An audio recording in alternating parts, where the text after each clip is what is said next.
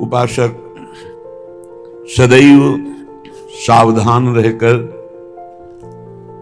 आराध्य देव के सिवा किसी से अपनापन न कर बैठे। किसी से भी अपनापन किया तो परिणाम में वो मारा जाएगा। मारा जाने का तात्पर्य है अपने नित्य स्वरूप की प्राप्ति के लिए जो मानव देह मिला था वो व्यर्थ चला जाएगा। किसी से भी अपनापन, मेरे तो श्री श्यामा श्याम दूसरो न कोई। अगर दूसरा कोई अपना है तो सच्ची मानो सिर्फ कष्ट के सिवा, चिंता के सिवा, शोक के सिवा और परिणामतः कुछ हाथ ना आना, यही परिणाम होगा। इतना राग हो गया है शरीर से और शरीर संबंधियों से, शरीर भोगों से, कि ये बात हमारी समझ में ही नहीं आती कि मेरे तो श्री श्यामा श्याम दूसरो न कोई। ये भी पता है जाना है, ये भी पता है कुछ साथ नहीं जाना है, फिर भी सावधान नहीं। कैसी भगवान की विचित्र माया है कि जानते हुए भी अपने दिव्य कमाई के समय को व्यर्थ में गंवा रहा है। अब एक भगवत प्राप्ति का बिल्कुल सरल उपाय बता रहे हैं कि यदि आप जितेंद्री नहीं हैं, बड़े भजनानंदी नहीं हैं, आपका मन भगवान में निरंतर नहीं लगता है, तो तुम्हें हम बता रहे हैं कि तुम्हें भगवत प्राप्ति सहज में हो जाएगी। कैसे? बोले काये न वाचा मनसेन्द्रियैर्वा बुद्ध्यात्मना वा अनुसृत स्वभावात् करोति यदि यत् सकलम परस्मै नारायणायेति समर्पयेत् तत्। महापुरुषों ने, ऋषियों ने बहुत से मार्ग बताए भगवत प्राप्ति के, धर्म के। बड़े कठिन कठिन मार्ग हैं, लेकिन हम तुम्हें वो मार्ग बता रहे हैं, नवयोगेश्वर में जी कह रहे, सुगम से सुगम उपाय। सब कोई कर सकता है, स्त्री पुरुष बालक सब कोई कर सकता है। ये भगवत प्राप्ति का बिना पढ़े लिखे वाला भी कर सकता है। भोले से भोले अज्ञानी मनुष्य सुगमता पूर्वक दिव्य गति प्राप्त करेंगे इस साधन से। इसका नाम है भागवत धर्म। इस मार्ग में, भागवत धर्म में बड़ी से बड़ी त्रुटि हो जाए तो भी पतन नहीं माना जाएगा। बड़ी महिमा इसकी है। देखो, अन्य साधनों में अगर त्रुटि हो गई, जैसे आप 20 वर्ष से ब्रह्मचर्य हैं और एक दिन व्यभिचारी बन गए तो 20 वर्ष का ब्रह्मचर्य का क्या? ऐसे हर साधन में है। लेकिन भागवत धर्म में, नाम जप में, इनमें यह सिद्धांत लागू नहीं होता। आप 20 बार नाम जप किए हैं, इसके बाद भ्रष्ट हैं, तो 20 बार नाम जप आपके कल्याण का कार्य करेगा। 19 नहीं होगा, वो 20 ही रहेगा। 21 से शुरू होगा जब आपका शुरू होगा। किसी ने कहा कि आप महाराज जी कहते हैं नाम जप से सारे पाप नष्ट हो जाते हैं, तो लोगों का उत्साह नहीं बढ़ेगा पाप कर्म करने में। तो आप ध्यान से सत्संग नहीं सुनते हैं, तब ऐसा प्रश्न आता है। जब कभी ऐसा वर्णन होता है कि तुम चाहे जितने पाप किए हो, नाम जप करने से सारे पाप नष्ट हो जाते हैं, तो वहां एक जरूर बात हम कहते हैं, अब लो नसानी अब ना सही हो। आज तक किया, लेकिन हे हरि आज के बाद पाप नहीं करूंगा। तो हम वादा करते हैं, मेरे भगवान के वचन है, अहम तो हम सर्व पापेभ्यो मोक्षयिष्यामि मा शुचा। और सूक्ष्म रूप से अगर आपने ध्यान से सुना हो कि अगर आज आप कहते हैं कि हे भगवान मैं आपकी शरण में हूं, अब आज से मैं पाप बंद करके आपका नाम जप करूंगा, पक्का आप निष्पाप हो जाएंगे। लेकिन कल फिर पाप जानबूझकर करते हैं तो प्लस हो जाएगा पीछे का। ध्यान से सत्संग सुनोगे तो प्रश्न नहीं उठेगा। क्या नाम जापक का पापोत्साह बढ़ता है? जप करके तो देख, प्रश्न करने की जरूरत नहीं। नाम जप करके देख। हम कहते हैं नाम ही एक ऐसा है जो सर्व पाप प्रणाशनम। और देखो, ये तो हम कह रहे हैं, लेकिन इतने में से जितने बैठे हो हमें बताना कि एकदम ब्रेक मार के हमें दिखा दो कोई कि आज से भीष्म प्रतिज्ञा है और निर्वाह करके दिखा दो। ये तो कृपालु भगवान है, कह रहे हो, हम भी कह रहे हैं कि आज से हम पाप नहीं करेंगे। लेकिन हो सकता है कि ब्रेक मारते मारते गाड़ी बीता दो बीता आगे खिसल जाए, वो ब्रेक मानी जाएगी, ब्रेक ही मानी जाएगी कि देख लो पहिया नहीं चला है, पर ब्रेक मारी खिसक गया एक बीता, उतने में घटना घट गई। तो जनयो गुण प्रभु मान नकाऊ दीन बंधु अति मृदुल स्वभाव। अब मन रहा है विषयी पापात्मा, ब्रेक मारते मारते कोई गलती बन गई तो राहत न प्रभु चित चूक किए की करत सुरत सय बार हिए। ये उसकी बात कह रहे जिसने ब्रेक मारी पर चूक हो गई, ये उसकी नहीं कह रहे जो सुन के चूक करेगा। उसके लिए फिर नाम के बल से अपराध करने वाले को नामापराध लागू हो जाता है उस पर। कानून कानून है। अब ये जो भागवत धर्म का बोले, इसमें किसी भी निमित्त से प्रमाद हो जाए तो वो कर्तव्य से च्युत नहीं होता। जैसे जीटी रोड बड़ा है, खाली है, आंख मूंद के चलो तो गिरोगे नहीं, बहुत प्लेन जीटी। ऐसे ये बिल्कुल जो मार्ग भगवत प्राप्ति का भी बता रहे हैं भागवत धर्म का, बोले इससे आंख बंद करके दौड़ने पर भी कोई गिरेगा नहीं, अर्थात इस मार्ग में पतन है ही नहीं, गिरने का तो कोई सवाल ही नहीं। इसको कहते हैं भागवत धर्म। तो बोले भागवत धर्म करने वाले के लिए नियम नहीं है कि कोई विशेष प्रकार का कर्म करे। बहुत ध्यान से सुनो, वो शरीर से, वाणी से, मन से, इंद्रियों से, बुद्धि से, अहंकार से, अनेक जन्मों अथवा इस जन्म की आदत से, स्वभाव से जो जो करे यत करोषि, वो सब परम पुरुष भगवान नारायण को समर्पित कर दे, बस इसी से भगवत प्राप्ति हो जाएगी। शुरू करो। कई बार चर्चा कर चुके हैं, यही साधन आगे बढ़ाता है। सिद्ध बनने की कोशिश जल्दी मत करो, यहां बल्कि जल्दी सिद्ध हो जाते हैं। अरे क्या समर्पित करना, हम तो समर्पित ही हैं। सही ढंग से समर्पित हो जाओ तो ये निकलेगा नहीं कि हम समर्पित हैं। वो प्रभु कहेंगे ये मेरा है। हमें क्या, हमें तो सिर्फ इतना कहना है कि हमारे आप हो, बस। समर्पित है कि नहीं वो तो तुम जानो, हम क्या जाने। क्योंकि समर्पण का तो आपको स्वीकृति करनी हो, आप जानो कितना है, हम क्यों कहें। हमारा हर मिनट, हर सेकंड, हर चेष्टा आपके चरणों में समर्पित होगी। अब यहां देखिए, प्रातः से उठो और एक एक घंटा का समर्पण शुरू करो। अभी बहुत जल्दी साधना के सोपान की ऊंचाई पर आ जाओगे आप, पक्का मान लो। लेकिन वही कर पाएगा जिस पर भगवान की कृपा, जो हम कह रहे हैं। एक एक घंटा का समर्पण, वो भजन हो, नौकरी हो, किसानी हो, खान पान हो, शौच स्नान का समय, जो भी समय आपका गया, फिर से ध्यान से सुन लो, इसमें तर्क मत करना। शरीर से, वाणी से, मन से, इंद्रियों से, बुद्धि से, अहंकार से, अनेक जन्मों की आदतों से, एक जन्म, इस जन्म की आदत से, स्वभाव से, अहंकार से जो जो भी कर्म हो रहे हैं, वो सब परम पुरुष भगवान नारायण को समर्पित कर दो। इसे भागवत धर्म कहते हैं। इसका फल होगा भगवत प्राप्ति। कायेन वाचा मनसेन्द्रियैर्वा बुद्ध्यात्मना वानुसृत स्वभावात् करोति यद यद सकलम परस्मै नारायणायेति समर्पयेत। ये जब घर से भागे थे और गुरु शरण में हुए थे, तब से अनुष्ठान ये प्रारंभ उसी समय से हो गया था।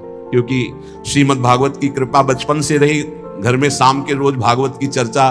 पर जब वैराग्य भाव में आए तो हमका इसका अनुष्ठान होना चाहिए, ये भागवत धर्म है। और बस ये शुरू कर दिया था, एक एक घंटे का शुरू किया था। जैसे सुबह 7 से 8 बजे तक नाम जप करते हुए शौच स्नान इस का 8 बजे, हे करुणा निधान भगवान, 7 बजे से 8 बजे के समय में जो भी कर्म बनाओ आपके चरणों में समर्पित। ठीक, अब 8 बजे से 9 बजे तक जो, फिर धीरे धीरे, ये हम आपको बिल्कुल अक्षरशः वैसे बता रहे जैसे किया, धीरे धीरे शयन तक। जब शयन से सुबह उठे तो रात्रि में सोने का जितना समय था, 6 घंटे, 5 घंटे, 4 घंटे, हे प्रभु आपके चरणों में इसे भी समर्पित। अब इसका फल ये हुआ कि कुछ समय बाद हमारे अंदर जलन शुरू हुई और जांच होनी शुरू हुई कि हमारे कर्मों में त्रुटि कौन सी है। उन त्रुटियों का समाधान शुरू हुआ।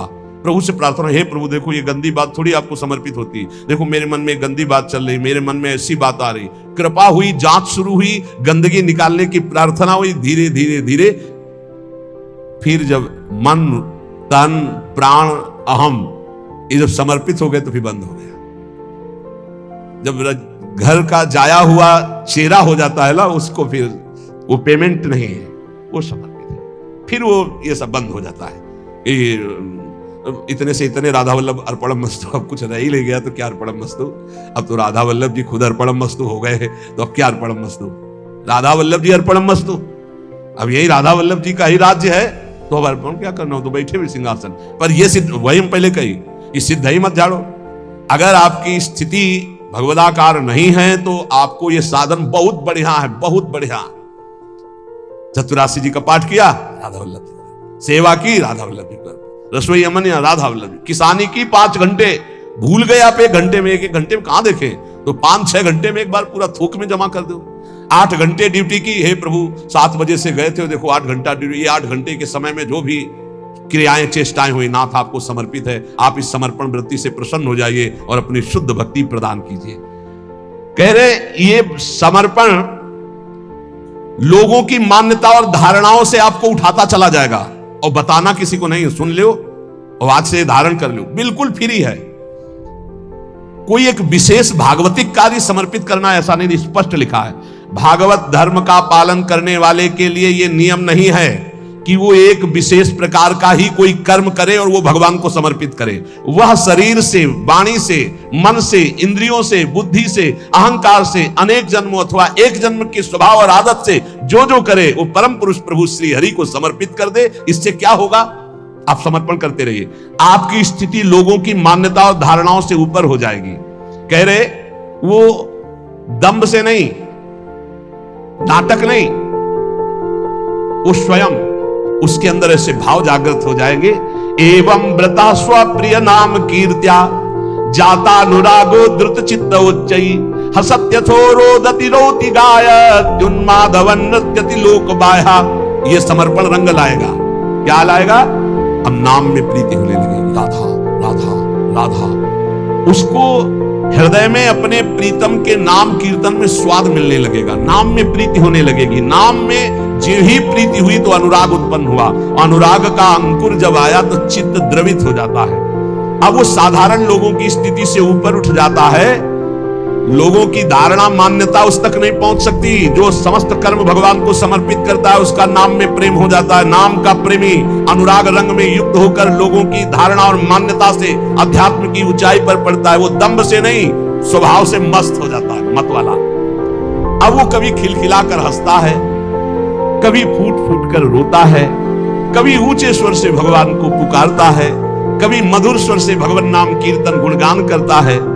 कभी कभी ऐसी स्थिति में सामने उसके भगवान होते हैं तो अपने प्रभु को रिझाने के लिए वो उन्मादवन नृत्यति लोक बाह्या, लोक बाह्य स्थिति वो उन्मादवत नृत्य करने लगता है। सामने उसको प्रभु दिखाई देते हैं, वो जिधर दृष्टि डालता है उसको भगवान दिखाई देने लगते हैं। ये साधन का फल देखो।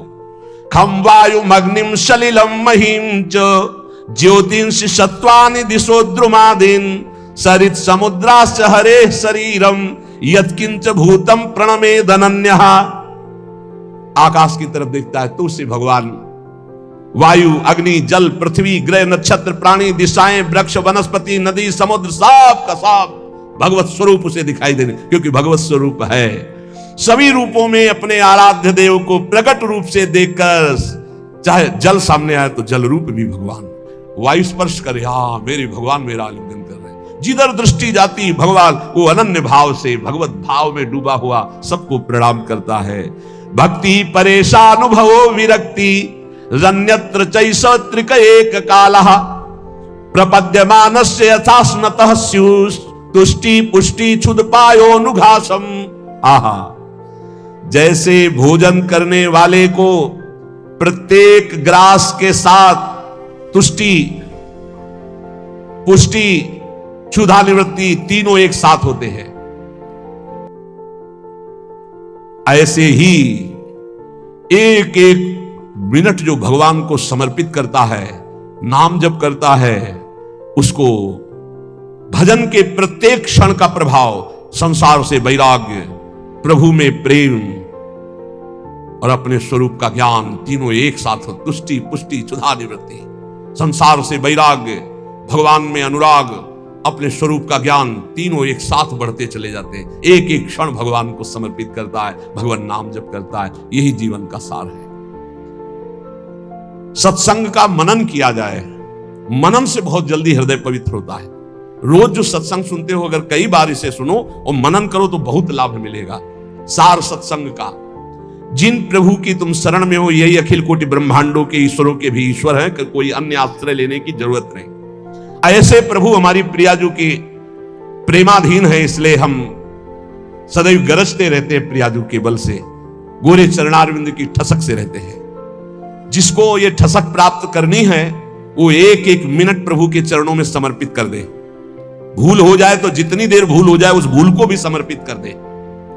एक एक क्षण समर्पण करने का फल मिलेगा। प्रभु की नाम में रुचि, प्रभु की लीला कथा में रुचि, इसका फल होगा आपकी स्थिति अध्यात्म की ऊंचाई पे आ जाएगी।